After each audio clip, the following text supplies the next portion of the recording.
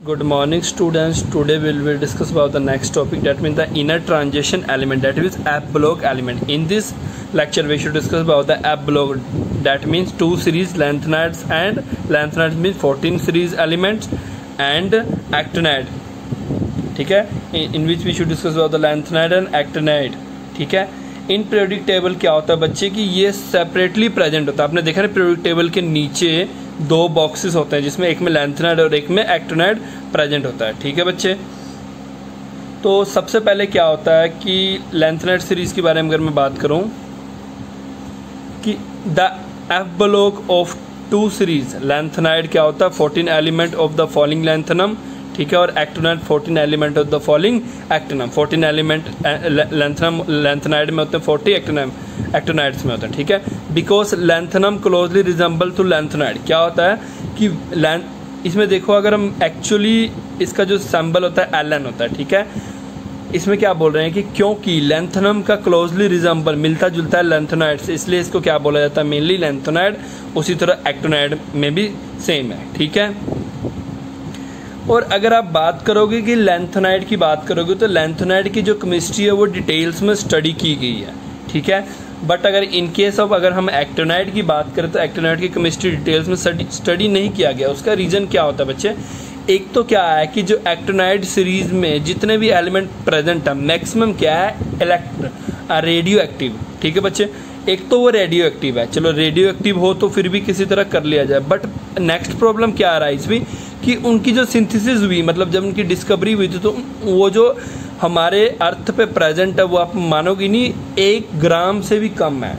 ठीक है, मतलब कि 0.081 ग्राम. मतलब कई ऐसे एलिमेंट्स भी हैं जो डिस्कवर तो हो चुके हैं. ठीक है, एक्टिनाइड सीरीज में डिस्कवर तो हो चुके हैं, पर उनको क्या बोलते हैं बच्चे, डिस्कवर तो हो चुके हैं बट वो बेटा 1 ग्राम से भी कम क्वांटिटी में. आप खुद सोचो, जो चीज़ 1 ग्राम से भी कम क्वांटिटी में है तो उसकी स्टडी हम कितना कर पाएंगे. ठीक है, अगर आप उस चीज़ को आप 10-20 बार यूज़ करोगे वो चीज़ तो ख़त्म हो जाएगा, फिर वो हमें दोबारा मिलने नहीं वाला है. तो इस करके क्या होता है कि एक्टिनाइड सीरीज़ की ज़्यादा स्टडीज़ हम नहीं कर पाए. एक और चीज़ है कि आपने +1 में पढ़ा होगा कि यूरेनियम के बाद जितने भी आते हैं हम उसे ट्रांस यूरेनियम एलिमेंट्स बोलते हैं ना. तो ठीक है, आपने ये भी पढ़ा है. बिकॉज क्यों बोलते हैं, क्योंकि हमें जो एक्टिनाइड्स के बारे में इतनी पता नहीं है. अब देखो नेक्स्ट है लैंथनाइड. क्या the name symbol electronic configuration. ठीक है, atomics some of the ionic state atomic radii lanthanum and lanthanide. ठीक है, और इसको क्या बोलते हैं एलन बोलते हैं. ठीक है, और नेक्स्ट अगर बात करूं मैं, ठीक है, अब देखो बच्चा इलेक्ट्रॉनिक कॉन्फ़िगरेशन क्या है. इट में बी नोटेड दैट द, अब सबसे पहले क्या है कि इलेक्ट्रॉनिक कॉन्फ़िगरेशन क्या है 6s2.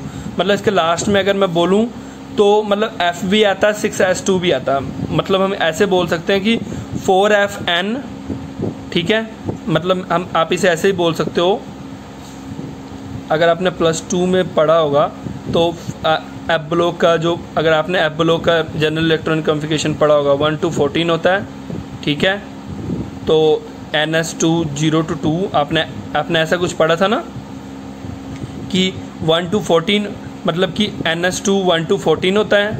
ठीक है, और S 0 to 2 होता है. इसलिए इसमें बोल रहा है कि इसमें 4F के इलेक्ट्रॉन भी होते हैं और जो मेनली इसमें प्रेजेंट होता है वो 6s2 के इलेक्ट्रॉन्स होते हैं. मतलब कि 6s के इलेक्ट्रॉन्स प्रेजेंट होते हैं, ऑर्बिटल्स के इलेक्ट्रॉन होते हैं. ठीक है, ये तो सिंपल है. तो और इसके बाद क्या है कि ये जो इसकी इलेक्ट्रॉनिक कॉन्फ़िगरेशन तो वो ट्राई पॉजिटिव होते हैं. मेनली क्या होता है लैंथनाइड जो होता है इस ऑक्सीडेशन स्टेट में मेनली प्रेजेंट होता है, मतलब कि ट्राई पॉजिटिव Ln3 पॉजिटिव.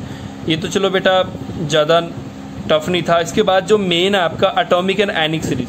ठीक है बच्चा, तो इस पे एक क्वेश्चन तकरीबन हर साल आता है, what is lanthanide contraction, its consequences और कॉज ऑफ लैंथनाइड कॉन्ट्रैक्शन. ठीक है, तो लैंथनाइड कॉन्ट्रैक्शन क्या होता है, steady decrease of size of atom. ठीक है बच्चे, अगर मतलब continuous decrease of size of atom.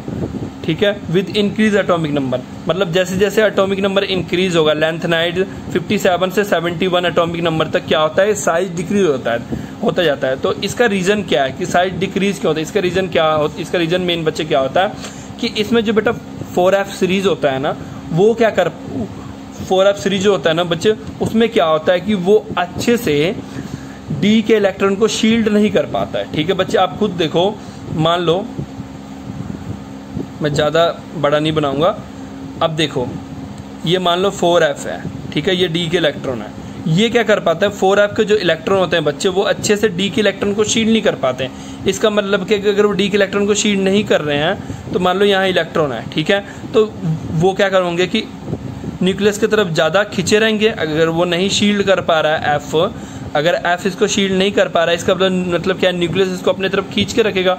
अगर न्यूक्लियस खींच के रखेगा तो जैसे आपने +1 में भी पढ़ा था कि जब न्यूक्लियर चार्ज इंक्रीज होता है तो इसमें क्या होता है, थोड़ा कॉन्ट्रैक्शन होता है। इसका मतलब ये जो लेवल्स है, ऑर्बिटल्स के लेवल्स है, ये न्यूक्लियस क्या करता है, थोड़ा अपने अंदर की तरफ खींच लेता है। मतलब क्या होता है कि ये लेवल जो एक्चुअल में जो पोजीशन पे होता है उससे थोड़ा अंदर की तरफ जल जाते हैं। ठीक है बच्चा, इसे मतलब इसे कॉन्ट्रैक्शन बोलते हैं। ठीक है, ये थोड़ा कॉन्ट्रैक्ट कर ले, मतलब कॉन्ट्रैक्शन स्क्यूज कर लेता है, थोड़ा साइज को छोटा कर लेता है। तो इसमें क्या होता है, क्योंकि 4f शील्ड नहीं कर पाता डी के इलेक्ट्रॉन को, तो इसमें क्या होता है बच्चे कि ये डी के इलेक्ट्रॉन को ज़्यादा अपने तरफ खींच के रखता है। उससे क्या होता है कि देखो उससे क्या होगा, न्यूक्लियर चार्ज बढ़ेगा। न्यूक्लियर चार्ज बढ़ेगा तो फिर क्या होगा बच्चे, न्यूक्लियर चार्ज बढ़ेगा तो उससे एक और प्रॉब्लम आएगी। न्यूक्लियर चार्ज बढ़ेगा तो क्या होगा बेटा, एटॉमिक रेडियस घटेगा। जो मैंने ऊपर पढ़ाया था लेंथ एंड कॉन्ट्रैक्शन में भी कि study decrease in atomic radius with the increase of atomic number. ठीक है बेटा, ये इसका था, मतलब डेफिनेशन भी आ गया, रीजन भी आपको पता लगे। उसके बाद क्या होता है, एक और प्रॉब्लम क्या आ रही है, lanthanide series now as lanthanide. ठीक है, लेंथेनाइड सीरीज को हम लेंथेनाइड कॉन्ट्रैक्शन से भी समझ सकते हैं। ठीक है बच्चा, और इसमें प्रॉब्लम क्या होता है कि इसी रीजन करके क्या होता है कि ये cause of radius of member of third transition series is very similar to those of the corresponding member of second series। मतलब क्या होता है, इसी लेंथेनाइड कॉन्ट्रैक्शन करके क्या होता है बच्चे, इसकी जो कितनी सारी प्रॉपर्टी होती है वो किससे मैच करता है, सेकंड सीरीज के। मतलब इसकी शेप मान लो, शेप नहीं मतलब इसकी साइज मान लो। ठीक है बच्चा, इसकी कई सारे बिहेवियर मान लो, वो सेकंड सीरीज से मतलब सेकंड सीरीज के साथ मिक्स होता है। ठीक है बेटा, जैसे कि अब मान लो जर्कोनियम है, JR है, ZR है, 160 पिकोमीटर, मान लो ये सेकंड सीरीज का है, और ये हार्फोनियम क्या है, HF क्या है, ये अगर थर्ड सीरीज का। इसका देखो इन दोनों में मतलब सेकंड और थर्ड की अगर बात करूं तो मुझे वैसे एग्जैक्ट याद नहीं है सेकंड और थर्ड का कौन सा है। तो अगर मैं इन दोनों का, इनमें कोई एक थर्ड का एक सेकंड का, अगर मैं एग्जैक्ट बच्चे में बात करूं तो आप देखोगे दोनों में एग्जैक्ट कोई सेपरेशन नहीं है, दोनों का साइज सेम है। तो इससे प्रॉब्लम क्या आता है बच्चे कि अगर काफ़ी ज़्यादा डिफिकल्टी होती है कि इनको अगर इनका नेचर पता करने में और इनको सेपरेट करने में। ठीक है, तो काफ़ी ज़्यादा डिफिकल्टी आती है कि कौन सा थर्ड सीरीज का, कौन था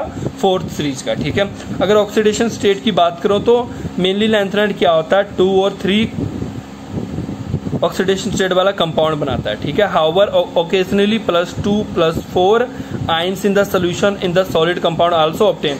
मतलब वैसे तो 2-3 बनाता है पर 2 और 4 अभी कभी कभी मिल जाता है। इरेगुलरिटीज, जो इरेगुलरिटीज अराइज हो रहा है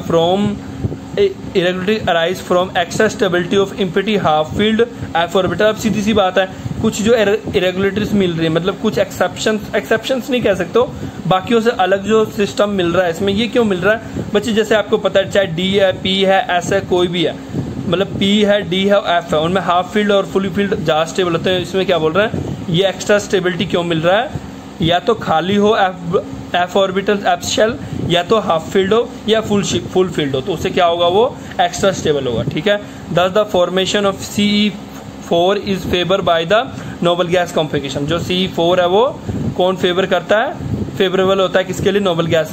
but the strong oxidant, but इसमें क्या बोल रहे हैं कि मेनली जो होता है +3 ऑक्सीडेशन स्टेट होता है। ठीक है बच्चे,